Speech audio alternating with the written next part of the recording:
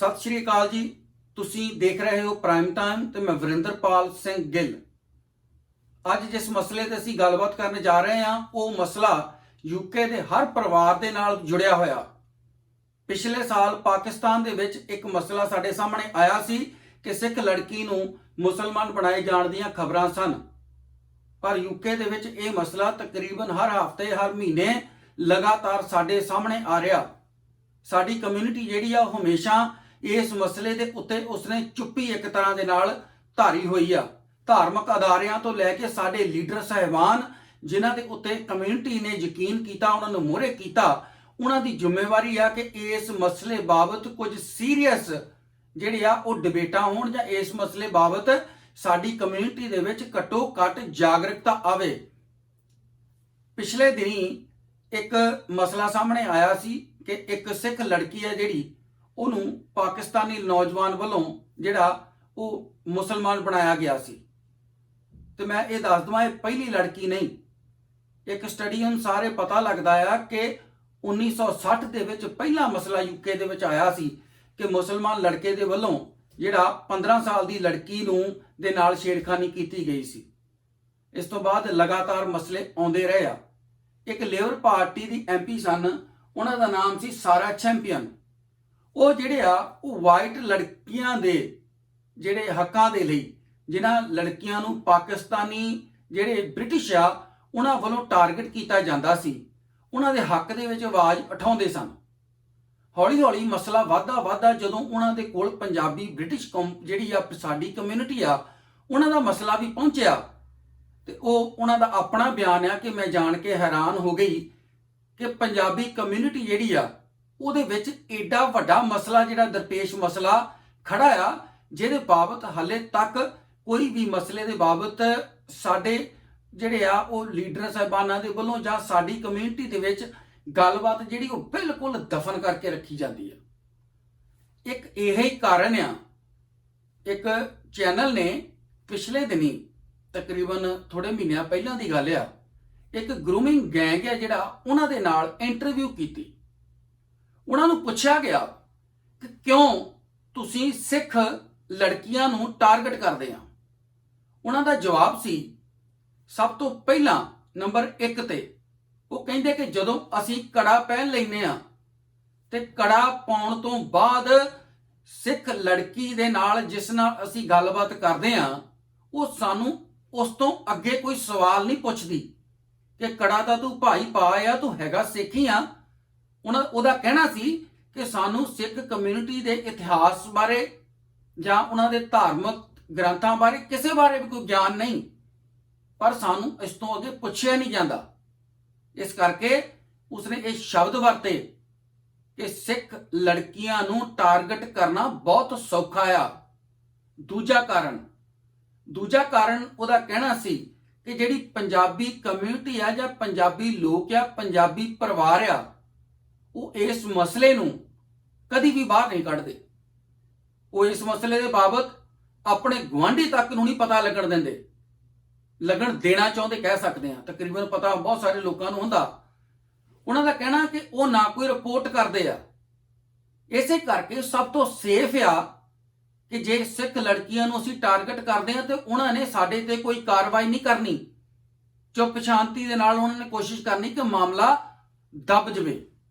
तीजा उहदा कहना सी कि असीं जदों अपने जिहड़े कारां दे विच पंजाबी गाने लाउने आ ते ये एक यकीन हो जाता उस लड़की नूं कि हाँ ये लड़का भी सिख आ। पर जदों लड़की उन्हां दे चंगुल दे विच चंगी तरह फस जाती आ, फिर जाके वो दस दिंदे आ कि हाँ असीं सिख नहीं, असीं मुस्लिम कम्यूनिटी दे विचों आ। पर वो कहंदे तद ताईं बहुत देर हो चुकी हुंदी आ, लड़की अपना परिवार जिहड़ा वो छड्ड चुकी हुंदी साडे करके। ये मसले ते गलबात साडी जिथे असीं इकट्ठे हुंदे आ साडे गुरु घरां दे विच, ये कमेटियां दी भी जिम्मेवारी आ। इस बाबत साडे नौजवान आ, साडीआं लड़कियां नूं साडे परिवारां नूं सुचेत कीता जावे। ते इस मसले दे विच एक होर उन्होंने गल दसी आ, उहदा कहना कि सिख जिहड़ियां लड़कियां आ उन्हां दे परिवारां दे मैंबर आ जिहड़े वो लड़कियां दा प्यार बहुत करते आ, लड़कियां दी परवाह बहुत करते आ।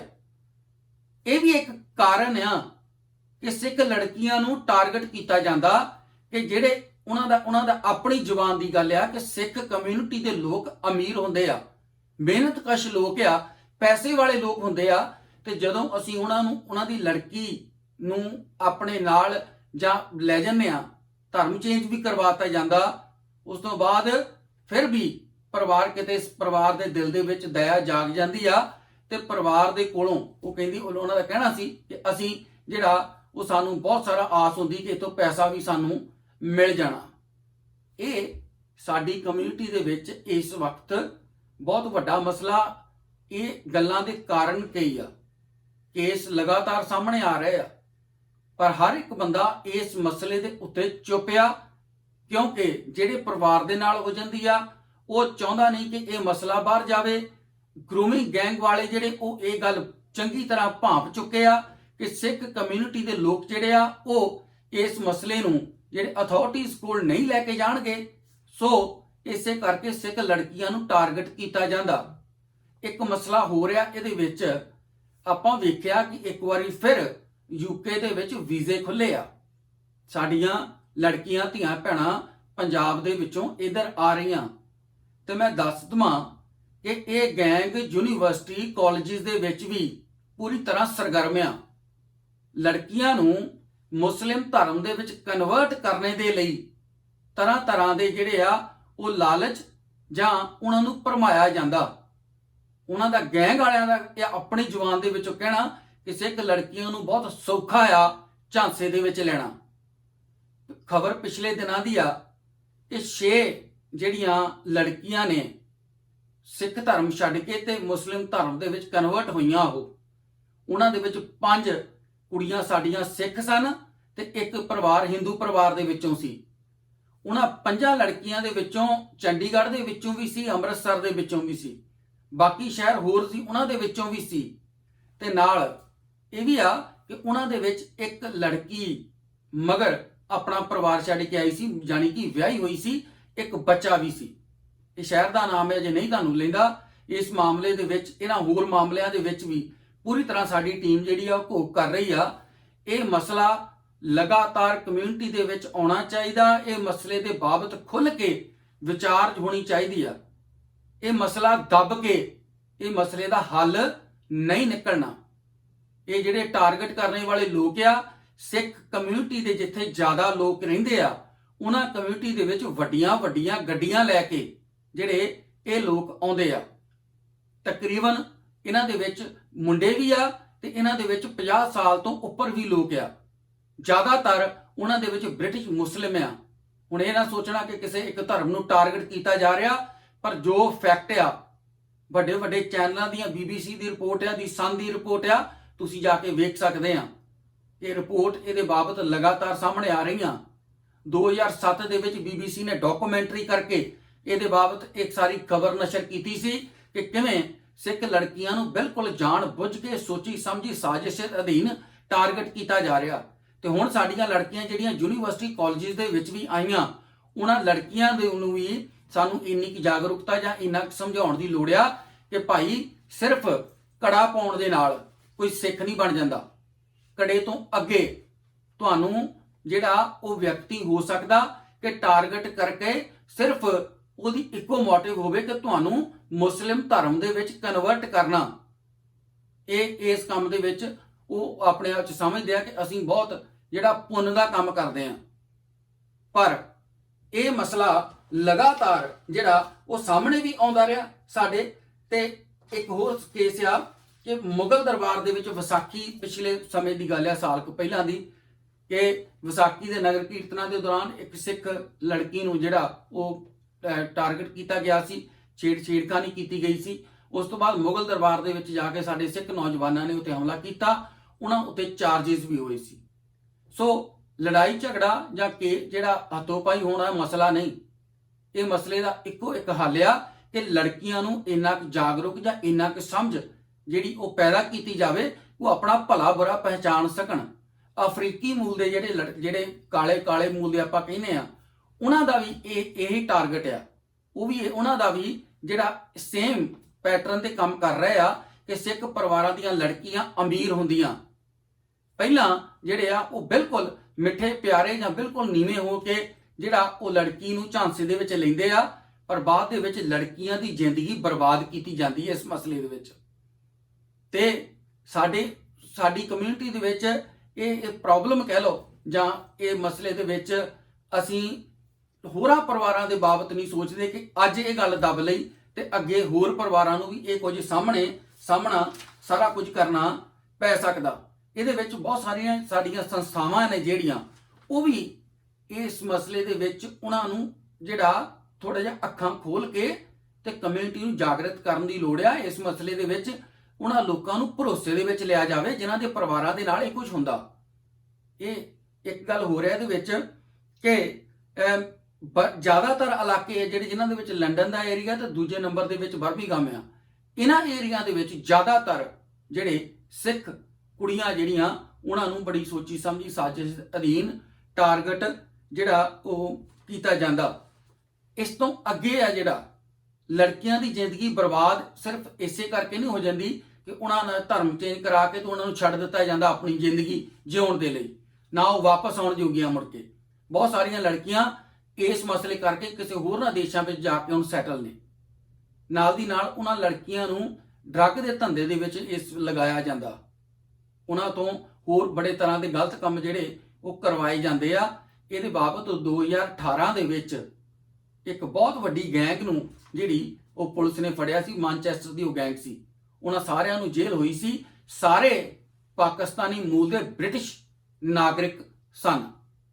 ਇਹ ਰਿਪੋਰਟ ਸਾਰੀ ਮੇਰਾ ਦੇਣ ਦਾ ਇੱਕੋ ਇੱਕ ਮਹੱਤਵ ਆ, ਇਹ ਇੱਕ ਕਾਰਨ ਆ ਕਿ ਕੇਸ 2 ਹੋਰ ਜਿਹੜੇ ਆ ਉਹ ਇਸ ਹਫ਼ਤੇ ਦੇ ਵਿੱਚ ਹੀ ਸਾਹਮਣੇ ਆਏ ਆ।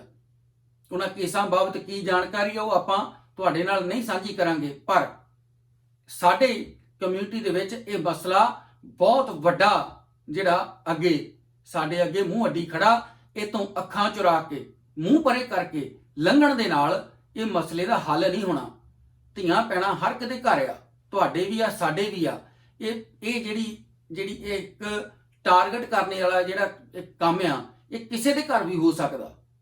ਸੋ ਕਿਸੇ ਦੇ ਘਰ ਲੱਗੀ ਅੱਗ ਨੂੰ ਜਿਹੜਾ ਉਹਦਾ ਤਮਾਸ਼ਾ ਨਾ ਬਣਾ ਕੇ ਉਸ ਪਰਿਵਾਰ ਦੇ ਨਾਲ ਖੜਨ ਦੀ ਜ਼ਰੂਰਤ ਆ, ਉਹਨਾਂ 'ਚ ਵਿਸ਼ਵਾਸ ਪੈਦਾ ਕਰਨ ਦੀ ਜ਼ਰੂਰਤ ਆ ਕਿ ਕਮਿਊਨਿਟੀ ਤੁਹਾਡੇ ਨਾਲ ਖੜੀ ਆ। ਕਮਿਊਨਿਟੀ ਕੋਈ ਵੀ ਜਿਹੜਾ ਉਹ ਚਾਹੇ ਸਾਰੇ ਜਿਵੇਂ ਸਿੱਖ ਲੀਡਰ ਆ ਜਾਂ ਗੁਰਦੁਆਰੇ ਸਾਹਿਬਾਨਾਂ ਦੀ ਲੋੜ ਹੈ ਜਾਂ ਜਿਹੜੇ ਕੋਈ ਵੀ ਜ਼ਿੰਮੇਵਾਰ ਮੋਹਤਵਰ ਵਿਅਕਤੀ ਆ, ਉਹਨਾਂ ਦੇ ਨਾਲ ਪਹੁੰਚ ਕਰਕੇ ਇਹ ਮਸਲੇ ਹੱਲ ਕੀਤੇ ਜਾਣ।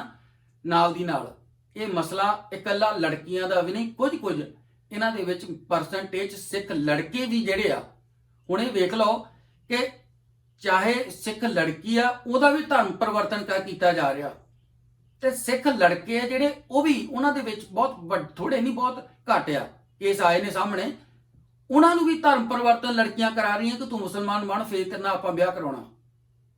ਸੋ ਇਹ ਕਿਸੇ ਖਾਸ ਵਿਸ਼ੇਸ਼ ਧਰਮ ਨੂੰ ਟਾਰਗੇਟ ਕਰਨੇ ਦੀ ਗੱਲ ਨਹੀਂ, ਪਰ ਇਸ ਮਸਲੇ ਦੇ ਵਿੱਚ ਅਫਰੀਕੀ ਮੂਲ ਦੇ ਲੋਕ ਜਾਂ ਇਹ ਜਿਹੜੇ ਬ੍ਰਿਟਿਸ਼ ਜਿਹੜੇ ਪਾਕਿਸਤਾਨੀ ਲੋਕ ਆ ਇਸ ਮਾਮਲੇ ਦੇ ਵਿੱਚ ਜਿਹੜੇ ਉਹ ਪਾਏ ਗਏ ਆ। ਮੈਂ ਇਹ ਨਹੀਂ ਕਹਿੰਦਾ ਕਿ ਜਿਹੜਾ ਕਿਸੇ ਦੇ ਨਾਲ ਵੀ ਰਿਲੇਸ਼ਨ ਨਹੀਂ ਪੈਦਾ ਹੋ ਸਕਦੇ, ਪਰ ਜਿਹੜੀ ਇੱਕ ਗਰੂਮਿੰਗ ਗੈਂਗ ਬਣਾ ਕੇ ਪੂਰੇ ਜਿਹੜਾ ਪਲਾਨ ਦੇ ਨਾਲ ਸਿੱਖ ਇਲਾਕਿਆਂ ਨੂੰ ਟਾਰਗੇਟ ਕਰਨਾ, ਜਿੱਥੇ ਸਿੱਖ ਬੱਚੀਆਂ ਪੜ੍ਹਦੀਆਂ ਉਹਨਾਂ ਇਲਾਕਿਆਂ ਦੇ ਵਿੱਚ ਵੱਡੀਆਂ ਕਾਰਾਂ ਦੇ ਵਿੱਚ ਜਾ ਕੇ ਉਹਨਾਂ ਲੜਕੀਆਂ ਨੂੰ ਛੋਟੀ ਉਮਰ ਦੀਆਂ ਨੂੰ ਡਰੱਗ ਉੱਤੇ ਲਾਉਣਾ। ਤੇ ਇਹ ਰਿਪੋਰਟਾਂ ਸਾਰੀਆਂ ਤੁਸੀਂ ਜਾ ਕੇ ਪੜ੍ਹ ਸਕਦੇ ਆ ਕਿ ਇਹ ਲਗਾਤਾਰ ਸਾਡੀ ਕਮਿਊਨਿਟੀ ਦੇ ਵਿੱਚ ਹੋ ਰਿਹਾ। ਸੋ ਇਸ ਮਸਲੇ ਦੇ ਵਿੱਚ ਅਸੀਂ ਅੱਗੇ ਤੋਂ ਵੀ ਕੋਸ਼ਿਸ਼ ਕਰਾਂਗੇ ਕਿ ਲਗਾਤਾਰ ਜਿਹੜਾ ਉਹ ਇਸ ਮਸਲੇ ਨੂੰ ਕਮਿਊਨਿਟੀ ਦੇ ਵਿੱਚ ਲਿਆ ਕੇ ਇਹਦਾ ਕੋਈ ਸਾਰਥਕ ਹੱਲ ਕੱਢਿਆ ਜਾ ਸਕੇ। ਘੱਟੋ ਘੱਟ ਲੋਕ ਆਪਣੀ ਗੱਲ ਤਾਂ ਕਰ ਸਕਣ, ਇੰਨਾ ਕੁ ਲੋਕਾਂ ਦੇ ਵਿੱਚ ਆਪਸੀ ਵਿਸ਼ਵਾਸ ਪੈਦਾ ਹੋਵੇ ਕਿ ਸਾਡਾ ਕੋਈ ਤਮਾਸ਼ਾ ਨਹੀਂ ਬਣਾਉਣ ਲੱਗਾ, ਇਸ ਮਸਲੇ ਨੂੰ ਬੈਠ ਕੇ ਸੁਲਝਾਇਆ ਜਾ ਸਕਦਾ। ਤੇ ਸਾਡੀਆਂ ਸਿੱਖ ਧੀਆਂ ਭੈਣਾਂ ਜਿਹੜੀਆਂ ਇੰਡੀਆ ਤੋਂ ਆਈਆਂ, ਪੰਜਾਬ ਤੋਂ ਯੂਨੀਵਰਸਿਟੀ ਦੇ ਵਿੱਚ ਪੜ੍ਹਦੀਆਂ, ਬਿਲਕੁਲ ਪਰਿਵਾਰ ਛੋਟੇ ਪਰਿਵਾਰ ਉੱਥੇ ਉੱਠ ਕੇ ਆਈਆਂ ਨੇ ਪੰਜਾਬ ਦੇ ਵਿੱਚੋਂ, ਇੱਧਰ ਬਿਲਕੁਲ ਇੱਕ ਆਜ਼ਾਦ ਜ਼ਿੰਦਗੀ ਆ ਉਹਨਾਂ ਦੇ ਹੱਥਾਂ ਦੇ ਵਿੱਚ, ਹੁਣ ਆਜ਼ਾਦ ਹੋਈਆਂ ਨੇ। ਉਹਨਾਂ ਨੂੰ ਵੀ ਇਹ ਜਿਹੜੀ ਬਹੁਤ ਬੇਨਤੀ ਸਮਝ ਲਓ, ਗੁਜ਼ਾਰਿਸ਼ ਸਮਝ ਲਓ ਜਾਂ ਇੱਕ ਨਸੀਹਤ ਸਮਝ ਲਓ ਕਿ ਕੁੜੀਓ ਮੁੰਡੇ ਜਿਹੜੇ ਆ ਮੁਸਲਿਮ ਧਰਮ ਦਾ ਬੰਦਾ ਕੜਾ ਪਾ ਕੇ ਉਹ ਤੁਹਾਡੀ ਜ਼ਿੰਦਗੀ ਦੇ ਨਾਲ ਖਿਲਵਾੜ ਕਰ ਸਕਦਾ। ਕੜੇ ਤੇ ਯਕੀਨ ਕਰਨ ਨਾਲੋਂ ਤੁਸੀਂ ਜਿਹੜਾ ਉਸ ਤੋਂ ਅੱਗੇ ਜਾ ਕੇ ਵੀ ਉਹਦੇ ਬਾਬਤ ਪੁੱਛਗਿੱਛ ਜ਼ਰੂਰ ਕਰਿਓ। ਇਹ ਜਿਹੜਾ ਮਸਲਾ ਯੂਨੀਵਰਸਿਟੀ ਕਾਲਜਾਂ ਤੋਂ ਲੈ ਕੇ ਤੇ ਬਰਮਿੰਘਮ, ਲੰਡਨ ਤੇ ਪੂਰੇ ਯੂਕੇ ਦੇ ਵਿੱਚ ਇਸ ਤਰ੍ਹਾਂ ਦੀਆਂ ਰਿਪੋਰਟਾਂ ਸਾਹਮਣੇ ਆ ਰਹੀਆਂ। ਆਪਾਂ ਮਿਲਾਂਗੇ ਜੀ ਕਿਸੇ ਹੋਰ ਪ੍ਰੋਗਰਾਮ ਦੇ ਵਿੱਚ, ਤੇ ਸਾਡੀ ਟੀਮ ਜਿਹੜੀ ਹੈ ਇਸ ਬਾਬਤ, ਕੈਮ ਸਿੰਘ ਹੁਣੀ ਜਿਹੜੇ ਨੇ, ਹੋਰ ਸਾਰੇ ਵੀਰ ਨੇ ਜਿਹੜੇ ਉਹ ਇਸ ਮਸਲੇ ਦੇ ਵਿੱਚ ਲਗਾਤਾਰ ਜਿਹੜਾ ਉਹ ਪਰਿਵਾਰਾਂ ਦੇ ਨਾਲ ਸੰਪਰਕ ਵੀ ਕਰਦੇ ਆ, ਕੋਸ਼ਿਸ਼ ਵੀ ਕਰਦੇ ਆ ਕਿ ਮਸਲੇ ਨੂੰ ਸੁਲਝਾਇਆ ਜਾਵੇ। ਪਰ ਪਰਿਵਾਰਾਂ ਨੂੰ ਵੱਧ ਤੋਂ ਵੱਧ ਭਰੋਸੇ 'ਚ ਲੈ ਕੇ ਮਸਲੇ ਦਾ ਪੱਕਾ ਕੋਈ ਹੱਲ ਕੱਢਣ ਦੀ ਜ਼ਰੂਰਤ ਆ। ਸ਼ੁਕਰੀਆ ਜੀ, ਮਿਲਾਂਗੇ ਕਿਸੇ ਹੋਰ